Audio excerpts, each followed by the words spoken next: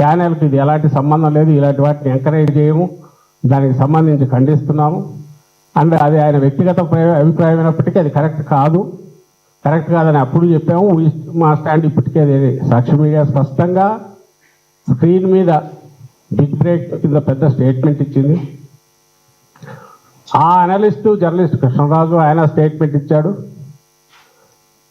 రాత్రి వాళ్ళ ప్రచారం పర్సనల్ లెవెల్ దాటి అసహ్యకరమైన రీతిలో జగన్మోహన్ రెడ్డి గారి గురించి, భారతీయమ్మ గురించి మొదలైన తర్వాత వైఎస్ఆర్సీపీ అఫీషియల్ స్టేట్మెంట్ కూడా ఇచ్చాం.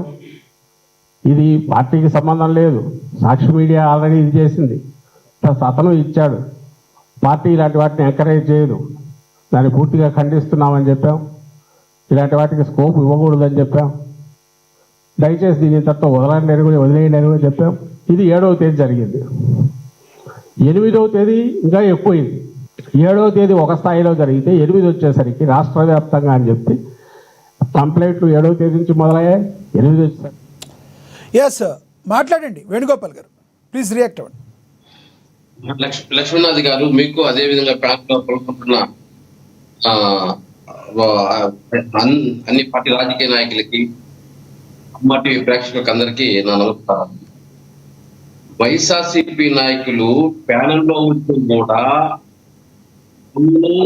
పొరపాటు జరిగింది అని ఒక క్షమాపణ కోరకుండా పై నుంచి కింద స్థాయి వరకు ఉన్న వైఎస్ఆర్సీపీ నాయకులందరూ ఒకే మాట ప్రయోజనంలో ఆశ్చర్యంగా ఉంది. అధికారంలో ఉండేటప్పుడు కూడా ఇదే విధంగా మాట్లాడడం జరిగింది.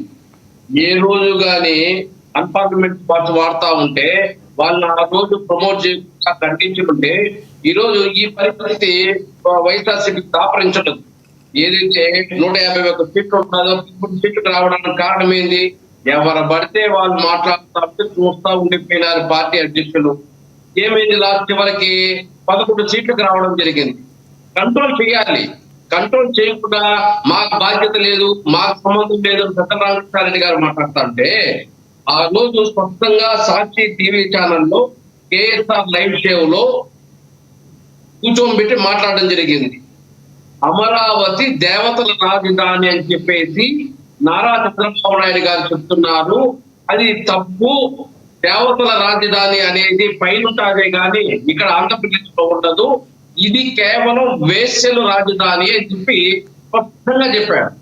అంటే అమరావతిని కించపరుస్తూ, మహిళలను కించపరుస్తూ మాట్లాడిన మాటల్ని మళ్ళీ సమర్థిస్తూ రెండోసారి కూడా నా దగ్గర ప్లాస్ పబ్లిక్ లిబర్టీ ఆఫ్ సైన్స్ అనే సంస్థ ద్వారా ఏదైతే భారతదేశం 2వ ప్లేస్ లో హెచ్ఐవిలో, అదే విధంగా ఆంధ్రప్రదేశ్ 6వ ప్లేస్ లో ఉంది అని గ్లోబల్ పబ్లిక్ హెల్త్ అనే పత్రిక ప్రచురించితే వీళ్ళు దాని కాన్సెప్ట్ తీసుకొని వీళ్ళు చర్చ చేద్దాం. దాంట్లో ఆంధ్రప్రదేశ్ రాజధానిలో వేశ్యల రాజధానిగా చిత్రీకరించడము, ఆ తర్వాత కేఎస్ఆర్ నిన్ను టార్గెట్ చేస్తారని చెప్పి తప్పు, ఇలా మాట్లాడకూడదని ఖండించకుండా నిన్ను టార్గెట్ చేస్తారు, నిన్ను సోషల్ మీడియాలో అటాక్ చేస్తారు అని చెప్పి చెప్పడం ఎంతవరకు సబబు? మరి కేఎస్ఆర్ ప్రోత్సహించినట్ట కాదా ఆయన మాటని? మళ్ళీ ఈరోజు కేఎస్ఆర్ కి ఏం సంబంధం అంటారు? కృష్ణరాజు మాకు సంబంధం లేదు అంటారు. అసలు సాక్షిలో మేము మాట్లాడటం మేము చెప్పలేదు అంటారు. ఆ వాయిస్ లో బీప్ చేయాలి, లేదా ఆడ ఖండించాలి, క్షమాపణ చెప్పాలి. ఇన్ని చేస్తే పబ్లిక్ కొంచెం కోపం తగ్గుతుంది.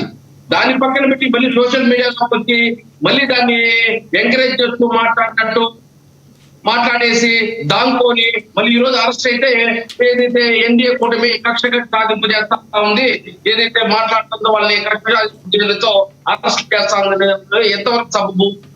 సార్ మారాలి, వైఎస్ఆర్సీపీ నాయకులు మారాలి. మనకు 11 సీట్లు ఎందుకు వచ్చిందో దాన్ని చూసుకొని మనం ఏం తప్పిదాలు చేస్తున్నామో, మన నాయకులు కానీ మన టీవీ డిప్యూటీ పోయే వాళ్ళు ఎవరు న్యూస్ మాట్లాడుతున్నారో వాళ్ళంతా కంట్రోల్ చేయాలి. వాళ్ళు కంట్రోల్ ఇంకా విచ్చలవిడిగా వదిలేసి ఈరోజు తెలియజేస్తుంది తప్పు, అరెస్ట్ చేసేది తప్పు అంటే ఈరోజు మీరు మాట్లాడితే రేపు ఇంకొకరు మాట్లాడతారు.